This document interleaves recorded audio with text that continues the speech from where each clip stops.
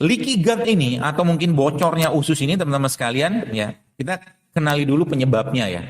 Sehingga nanti insya Allah dengan satu dua tumbuhan atau produk ciptaannya Allah tuh bisa selesai semua. Bisa selesai semua. Ya.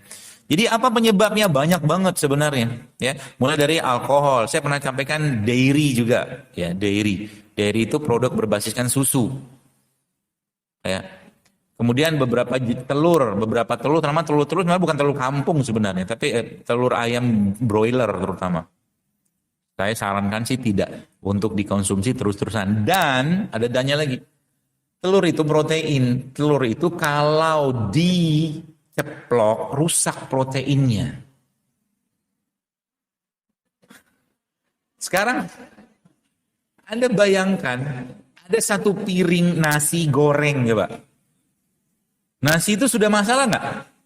Sudah masalah nasinya. Dikasih minyak, masalah lagi. Dikasih telur, masalah lagi. Terus dipanasin lagi. Apa sehat? Jadinya kan. Kalau udah bicara nasi biasanya banyak yang berengung gitu ya. Jadi banyak sekali ya GMO. Jadi dia penyebab dia bocor, ususnya itu bocor. Jadi ada bagian atau konten dari ususnya yang masuk ke dalam darah gitu kan. Gitu. Kemudian apa lagi? Banyak kemudian beberapa jenis obat-obatan, ya, termasuk antibiotik, analgetik itu juga menyebabkan bocor di usus. Gitu. Jadi kalau Anda terpaksa makan antibiotik, saran saya Anda makan probiotiknya juga. Probiotiknya apa? Jadi kan di dunia kedokteran, saya dulu diajarin kalau orang angka leukositnya tinggi, kasih antibiotik. Tidak masalah sih, boleh-boleh saja kalau memang perlu. Tapi ingat, antibiotik, maka Anda harus kasih probiotik. Probiotik itu maksudnya apa? Ya Anda harus makan buah, Anda makan sayur, Anda minum madu, itu probiotiknya. Itu nggak diajarin zaman dulu. Saya pun nggak diajarin. Ya, mau gimana? Karena pahamnya dalam dunia pengobatan barat saat ini reduksionis. Semua dinilai dari apa yang terlihat secara angka. Hanya itu. Dan ingat, saya kasih pesan kepada Anda, dunia pengobatan, kalau saat ini ya saya katakan, maaf saya katakan dunia pengobatan sekarang, terutama dokter-dokter, kalau mereka nggak mau berubah, mereka akan ditinggalkan orang. Kenapa? Ada alasannya. Karena nanti ke depan itu orang akan bicara tentang kesehatan itu, tuh ibu sekalian, nanti kita akan kita akan bicara bagaimana kita bisa self care gitu kan.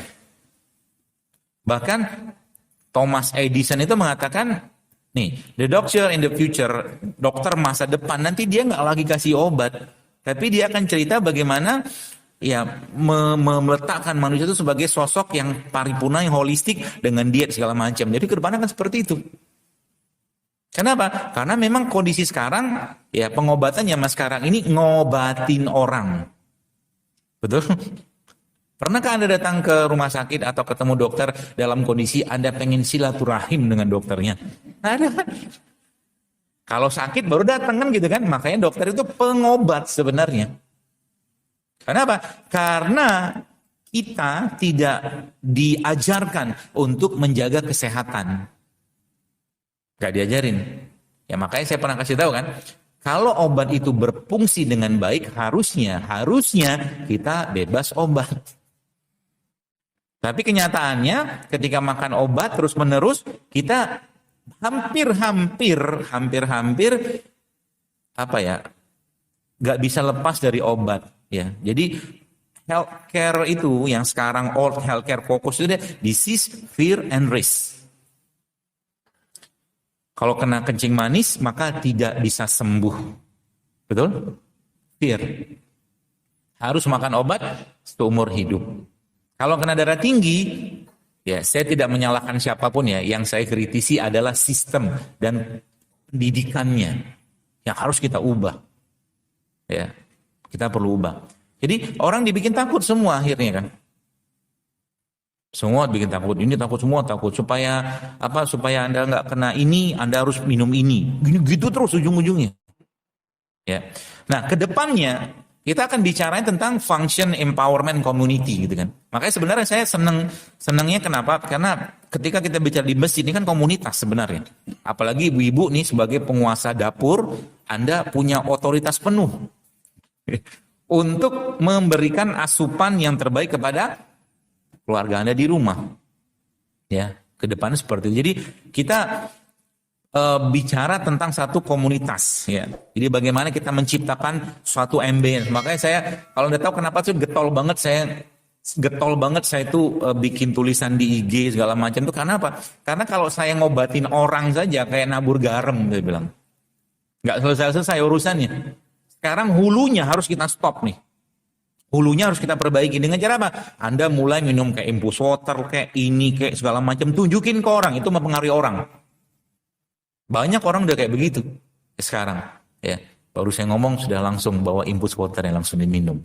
Alhamdulillah. Kelihatan. Alhamdulillah. Jadi gitu. Terus kalian bicara tentang komunitas. Nah, bahkan saya berpikir tuh kayaknya nanti suatu hari kelak, someday, cita-cita gitu kan. Bikin satu konsep perumahan yang benar-benar sehat gitu kan. Di situ ada peternakan, ada pertanian, ada perkebunan, sekolahnya sehat, gitu-gitu lah. Sampai kayak begitu loh, membayangkannya. Ya, cita-cita ke depan. Kalaulah masih ada zaman. Keburu Imam Mahdi datang. Ya, jadi gitu tuh sekalian. Jadi, dan tubuh kita, tadi saya sampaikan bahwa tubuh kita ini sudah dibekali Allah dengan tools-toolsnya. Ya. Ini kalau Anda lihat gambar di depan ini gambar sebenarnya gambar pohon gitu kan, tapi diilustrasikan dengan paru-paru. Jadi paru-paru kita sebenarnya bisa kita optimalkan untuk apa? Untuk mengubah kondisi. Apa yang diubah kondisinya? Jadi ada namanya pernapasan diafragma. Pernapasan diafragma. Pernapasan diafragma itu dengan cara apa? Jadi gini, ketika Anda begini ya, Anda ada bernapas. Ini yang bekerja sarafnya simpatik namanya. Jantungnya deg deg deg deg deg. Tapi ketika Anda tarik nafas, Anda buangnya melalui mulut, gitu, maka yang kerja nanti diafragmanya dan ada bagian dari parasimpatis nanti akan bekerja. Artinya apa? Nafas kayak begini saja, itu kalau rutin ya Anda lakukan sehari 10 kali itu bisa menurunkan tensi. Tapi pelan-pelan, jangan bikin tensi naik juga. Apalagi dibarengi dengan zikir. Ini saya katakan tubuh kita itu sudah disiapkan Allah perangkatnya. Ya, perangkatnya disiapkan sama Allah. Ya, seperti itu. Apa yang terjadi kalau seandainya dia hirup nafas kemudian dia hembuskan perlahan gitu, maka sebenarnya perut Anda ya sama paru-paru kita ya akan terisi penuh dengan oksigen. Ya, itu baru satu ya, baru satu toolsnya. Ya, seperti itu. Jadi sains memang zaman sekarang ini menunjukkan bahwa ada satu penelitian ya. Jadi ternyata usus yang baik atau usus yang buruk itu berhubungan dengan behavior. Coba. Jadi kalau kita ya ada siapa mula fulan atau fulana yang punya kebiasaan kurang baik atau tidak baik atau mungkin mood swing atau baper-baperan, coba dicek yang dimakan apa. Mungkin paginya nasi goreng, siangnya cilok, cireng misalkan gitu, sorenya seblak misalkan gitu. Mungkin karena itu hubungannya dengan behavior. Maka orang yang sehat pikirannya, raganya pasti makanannya sehat. Kalau makanannya sehat, maka makanan tadi pasti mengandung antioksidan. Itu kata kuncinya. Jadi kalau Anda makan sesuatu, maka lihat, ini kira-kira yang saya makan ini bikin penyakit atau bikin sehat. Mikirnya kayak begitu. Falyanzuril insana ila ta'ami. Mikirnya kayak begitu. Jadi kalau sudah kayak begini, maka Anda mulai mikir. Bahkan beberapa teman yang saya lihat di teman-teman di IG itu kan sekarang tuh kalau dikasih dia cerita tentang bagaimana masuk ke supermarket atau dapat suatu makanan-makanannya, mereka udah nggak selera lagi makan itu gitu. Yang benar tuh itu sebenarnya. Ya, artinya kalau masih selera makan yang nggak sehat, maka pikiran sama ususnya masih belum sehat gitu kan, masih sakit, gitu. Ya. Nah jadi bagaimana kita bisa mempelajari itu, bagaimana kita bisa mengobatinya. Jadi kalau kita bicara tadi healthy gut atau leaky gut itu teman sekalian, jadi dia banyak penyebab, ya penyebabnya itu yang menyebabkan ususnya itu barriernya atau mungkin batasannya ya, antara satu usus dengan lain itu. Kalau yang healthy dia tight, kencang, dia bagus. Tapi kalau dia sudah bocor maka dia kebuka gitu kan. Kalau kebuka maka toksin pasti akan masuk ke dalam darah. Gitu. Obatnya apa sih? Obatnya leaky gut ini apa? Sebenarnya simple banget. Ya, obatnya adalah puasa. Puasa itu yang pertama. Dan kalau teman-teman lihat kata-kata saya tadi, ya. Jadi kan tadi ada kalimat saya di sini. Saya bilang tubuh manusia itu ada tadi.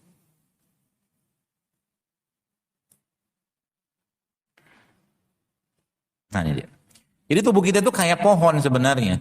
Dia butuh pupuk dan dia butuh untuk mempertahankan tanahnya. Ya. Dari mana pupuknya? Pupuknya dari mana? Semua jenis buah, semua jenis sayur, semua jenis makanan yang manis dan alami ya, itu pupuknya sebenarnya. Dan sebagian produk Allah itu pupuknya semua. Jadi kalau Anda lihat di depan nih, contoh misalkan apa ya? Ini jeruk nipis nih. Jeruk nipis ini, ibu sekalian, kalau kita bicara satu jeruk nipis saja, maka mana dia tadi? Ini nih. Satu jeruk nipis kayak begini aja, efeknya tuh banyaknya luar biasa. Apalagi jeruk ini Anda tambahkan dengan madu, Anda tambahkan dengan garam. Itu efeknya luar biasa. Ya. Apa yang terjadi? Dia akan membersihkan usus, dia akan membersihkan liver, dia akan meningkatkan sistem imun, dia akan memperbaiki pencernaan. Dalam satu jeruk ini saya katakan menang banyak kita. Tapi untuk makan ini, ketika di meja Anda tersedia jeruk nipis sama madunya, sama garamnya, dan di sebelahnya ada nasi uduk, butuh effort. Betul? Butuh effort untuk mengalihkan pandangan ke beliau ini. Maka jangan buka celah di rumah. Buka celahnya di mana? Kulkas Anda, lemari es Anda, atau mungkin lemari makanan Anda. Jangan banyak sampahnya. Paham ya maksudnya? Mie instan lah, makan makanan frozen lah, ya. Apa namanya? Frozen cilok, frozen seblak, frozen cireng gitu kan? Sekarang sudah ada kan? Ini baru satu jeruk. Belum lagi saya bicara tentang produk Allah yang lain. Nah, gitu. Jadi ada beberapa jenis produk, ya produk Allah maksudnya ya, yang ini efeknya itu luar biasa. Jadi saya katakan kita menang banyak lagi nih. Ya. Salah satunya mineral salt kayak begini nih. Mineral salt. Ini garam mineral. Termasuk air. Kalau Anda minum air, minumlah air mineral, jangan minum air demineral. Air demineral itu apa contohnya? RO, reverse osmosis.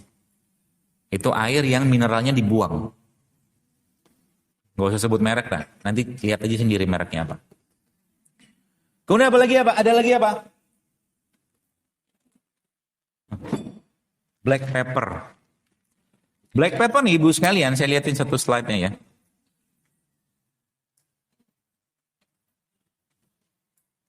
Jadi tumbuhan-tumbuhan seperti ini, produk Allah kayak begini, ini kalau dia dikombinasi dengan yang lain, dia bisa meningkatkan absorpsi atau penyerapan dari bahan yang lain.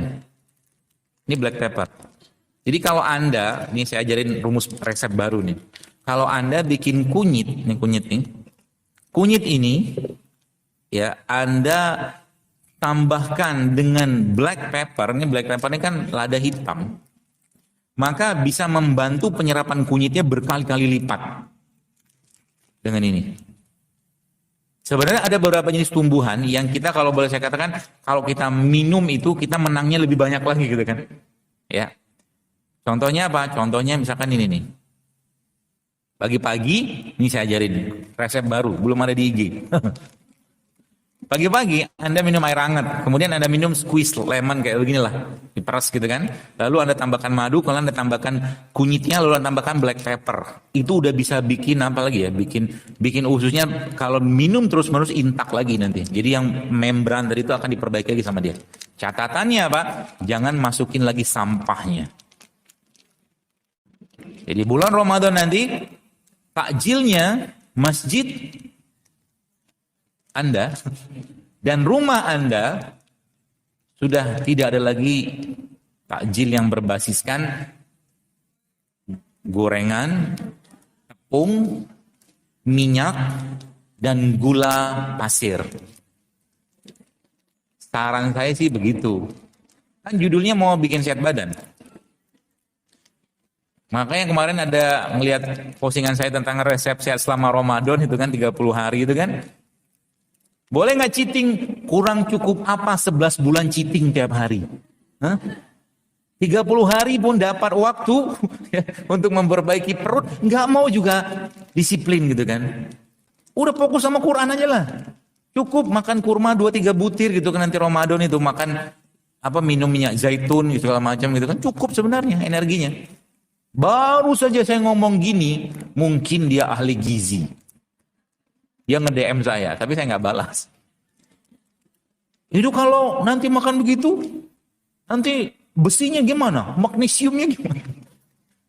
Padahal, kalau boleh saya katakan, jujur saya tanya sama Anda. 11 bulan kita hidup sebelum Ramadan, kira-kira banyak makanan sehat atau enggak? Atau sampah yang masuk? Banyak sampah kan? Dikasih waktu 1 bulan untuk berpuasa. Baik, lihat di surat Al-Baqarah. Kata Allah apa? Ya ayyuhallazina amanu kutiba alaikumusiyam kama kutiba alal ladzina min qablikum.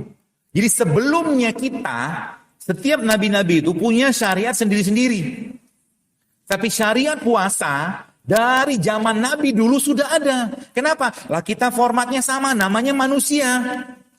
Makanya syariat puasa ini sudah Allah kasih dari zaman dahulu. Islam, ya umat Nabi SAW, dapatnya syariatnya syariat puasa Ramadan. Zaman dulu mungkin bukan Ramadan, gak disebutkan.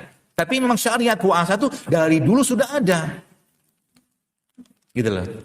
Sebelum kalian itu, kata Allah, sudah kami syariatkan puasa. Kenapa? Lah Allah yang menciptakan kita. Pasti Allah maha tahu apa yang paling baik untuk badan kita. Disuruh banyak-banyak lapar, disuruh puasa, jangan sering-sering banyak makan. Sudah dicontohkan sama Nabi, nggak mau juga. Terus aku kudu piye? Basa Jawa yang ngono. Gitu ya teman-teman sekalian ya. Jadi saya kemarin baca, dapat buku lagi tuh. Buku tuh bagus sekarang oleh dokter Amerika. 2 orang dokter Amerika. Oh nggak saya buku. Ini dia bukunya. Isi buku ini sebenarnya dia ngasih tahu puasa 2 kali seminggu itu bagus, puasa Daud itu bagus dalam bahasanya dia, coba, Masya Allah. Dan mereka ini di Amerika bikin klinik berpuasa. Sayangnya umat Islam zaman sekarang males puasa, butuh effort yang luar biasa. Kalau seandainya sudah ada masakan yang enak tersaji di meja Anda, betul?